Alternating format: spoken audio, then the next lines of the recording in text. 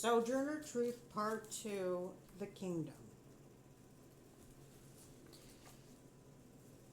Isabella met Robert Matthews when she was working at a domestic at Elijah Pearson's house around 1832.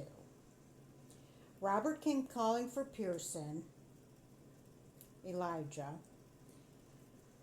Elijah wasn't there at the time. Isabel spoke to him, and Robert agreed to come back later to see him. And when he did come back, he immediately moved in. Now, Isabella had been a follower of Elijah, but as soon as Elijah deferred to Robert for all spiritual teachings and authority, so did Isabella. Isabella at the time was about 35, Robert was about 44, and Elijah was about 46. Robert had taught that he had the power of healing, forgiveness of sins, and punishment. This was around 1832 when Robert came and started his cult. The cult seemed to be like any modern day cult. The leader was male, he was white. He was pseudo married to many women in the cult. He was a homewrecker. He made everyone in the cult surrender their assets to him. He used a more religious name as opposed to his birth name. Thus, his birth last name used to be Matthews, but he was going by Matthias. He used the congregants' money to furnish his lavish lifestyle. According to this book, Sojourner Truth, Slave, Prophet, Legend, you see there on the screen, it gradually became apparent that Matthias, once he secured enough money from his followers to permit it, had a taste for swaggering. When in New York, he would drive on Broadway, elegantly dressed in a fine carriage, or he would walk on the Battery, his usual style being to walk slowly with dignity. His hair was now neatly parted in the middle and worn with ringlets hanging over his shoulders. With money especially from his wealthy supporters, Folger and Pearson, Matthias might appear with a green frock coat heavily embroidered with gold, a linen shirt with wristbands fringed with lace, a crimson silk sash around his waist, well-polished Wellington boots, and a gold watch. His appearance was striking and calculated to attract notice. So he wanted people to know he was something big. He made members call him Father. Does that sound familiar? He drank from a silver goblet while all others at the table would drink from regular tumblers. He taught that diseases were caused by devils.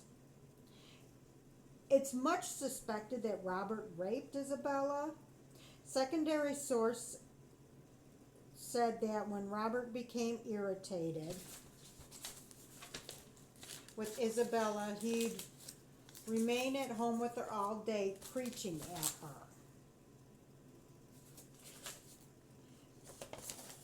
That sounds like a predator, as in all cults. Some examples of his objectifying women. He was said to have seen many female visitors in his private room. Further, he quote unquote married one of his followers, Benjamin Folger's wife, one of his main benefactors, after convincing them he was supposed to be married to her. Robert had abandoned his wife Anne and children when he was around, and when he was around them, he didn't work. He periodically went back to see them when he was down and out, and he just leeched off her. Robert beat his 18-year-old daughter till she agreed to have sex with Benjamin when Benjamin was 36, twice her age. Robert was arrested more than once for lunacy. That's what they called it at the time. And one time when he was arrested, he was at the residence of the cult, and Isabel was trying to prevent him from being treated harsh by the police. She tried intervening. She was violently attacked by his relatives who were there, and she was not treated. Remember, she was black, and this was early 1800s. He was taken to the mental health section of a prison in Bellevue. Isabella and Elijah got him in front of a judge to be able to get him released, and succeeded. They used their money to get him to post his bond. The cult seemed like a patriarchal female rape organization. Unlike most cults, this one seemed to be self-serving to the hierarchy of males. Robert being at the top of the pyramid, Elijah and Benjamin being second in line. It didn't even pretend to help the underprivileged. Unlike most cults, at least at first, that's mostly what they're teaching is like, let's help the underserved, let's give meals to the poor, let's give clothing, let's donate clothing, stuff like that. This one didn't even pretend to do that. On page 31 of the book, let's see,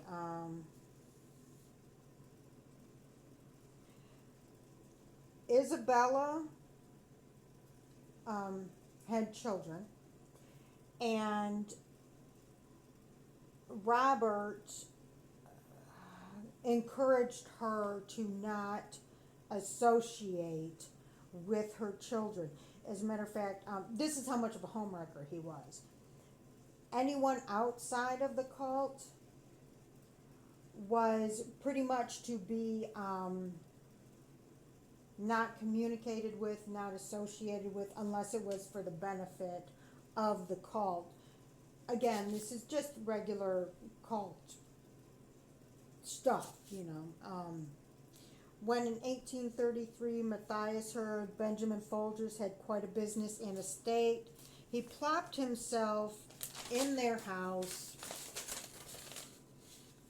near Sing Sing. The prison had already been constructed there. It was opened in 1826. It was the prison, side note, was originally named Mount Pleasant. He proceeded to set up his cult on their property. And they kind of traveled back and forth. From what I understand, according to the map, there wasn't much of a distance between Elijah's house and Benjamin's house, and they would often traverse between the two. Their estate consisted of a hardware business, summer house, and a farm 30 miles up the Hudson River. Elijah and Benjamin were both well off. They put a considerable amount of assets into the kingdom. Robert expected all members to hold their assets in the religious community. Eventually, there was 15 to 20 members occupying the homes of Elijah and Benjamin. I wonder if that's what they signed up for, or if they were kind of forced into it. There were children in the cult, not many it seems. Elijah's 12-year-old daughter, Benjamin's 2 children, 5 and 10 years old. Robert eventually brought 4 of his children to the cult at one time. It doesn't sound like they stayed there very long. It sounds like her relatives came and got them eventually. Catherine Galloway also brought a child, and according to my source, it seems that Isabella didn't bring any of her children, though we don't know that for a fact. Isabella got no pay. Everything was held communally. It seems Isabella's status as an ex-slave and black person was manipulated to make her work harder and more than the others. Robert was a misogynist. He taught women should be silent and obedient and at home. He whipped Isabella at least one time, and he whipped his children. So he did teach corporal punishment, at least towards children. Robert taught that ministers were devils, therefore marriages were not binding. Any marriages that had taken place outside of the cult no longer they were no longer recognized in the cult, even if they were recognized by the government. This kind of doesn't make any sense because, like, Robert is pretty much a minister himself, and him saying that ministers were devils, I mean, where does that put him? According to Sojourner Truth, slave prophet legend, Robert sold his daughter to Benjamin in exchange for Benjamin's wife. This was more of like a swap than a sale. Because Robert took Anne, Benjamin was trying to get Anne back, and in exchange, Robert said, "Take my 18-year-old daughter." His daughter was already married to somebody else, but he beat his daughter till she consented to the situation. And eventually, luckily, her husband came looking for her. They would live elsewhere. I don't know if she was visiting or the details were not told to me. I could not find the details of this. But he found out where she was, and he came and got her. Benjamin then raped another member, Catherine Galloway, the one with the young child, and that became his new wife. Benjamin and Robert eventually came to blows over all the skankiness. In the meantime, Elijah's seizures were getting worse. He became bedbound by 1834, and he died August 6, 1834. He had epileptic seizures, before even meeting Robert, right? And because Robert taught them that doctors weren't the way to go, I guess he believed in some sort of faith healing type stuff, maybe anointing type stuff. They didn't go and see the doctor.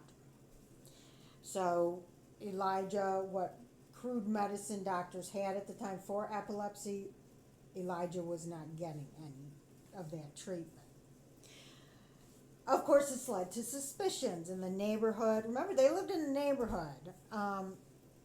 Neighbors and relatives, his relatives, Elijah's relatives, Robert's relatives, Isabella's relatives and friends, everybody in the neighborhood, the police. A court hearing was held. Isabella had to testify. They found everyone innocent, but Isabella kept giving money to Robert to pay for the attorney fees and all the court costs. Benjamin told Robert that his association was costing him business. Remember, he had a hardware business, so he was going to have to disassociate. Benjamin gave him some, like, get-out-of-town money. He also gave Isabella some get-out-of-town money. After they left, Benjamin claimed Robert stole the money he had given him. It seems like that was just kind of like a save face effort. He also claimed Robert and Isabella killed Elijah. A court found them both not guilty. I couldn't find the details on this as to, like, did he claim they killed him by not allowing him to go to the doctor or telling him that doctors were quacks, or if they actually smothered him. I couldn't find the details. I used various sources and I just couldn't find out. But a court found them both not guilty. I mean, come on, he wasn't taking any medication, and he was getting older. He had this for years, It was very crude. It was early 1800s. They didn't have much treatment for seizures anyway, so yeah. Again, I think this was just a last ditch effort to save face, you know, for Benjamin to save face for himself. Isabella countersued Benjamin for slander. She won $125. And they ended up going their separate ways. It was originally thought, Isabella and Robert, well, Isabella was planning to go with Robert, or so she said, but when time came, Robert went one way and Isabella went the next, and that was it for her um, association with this cult. It did forever leave a stain on her. There were people that still, till she died, suspected that she may have had something to do with Elijah's death. Also wondering how much she was in charge of this cult, which it sounds like, as in most cults are patriarchal. I doubt she had any say in what went on there. I think she was trapped because of her race, especially at the time, her poverty, her lack of education. She was completely illiterate, so she was trapped. But that's it for the cult, and tune in next week for part 3.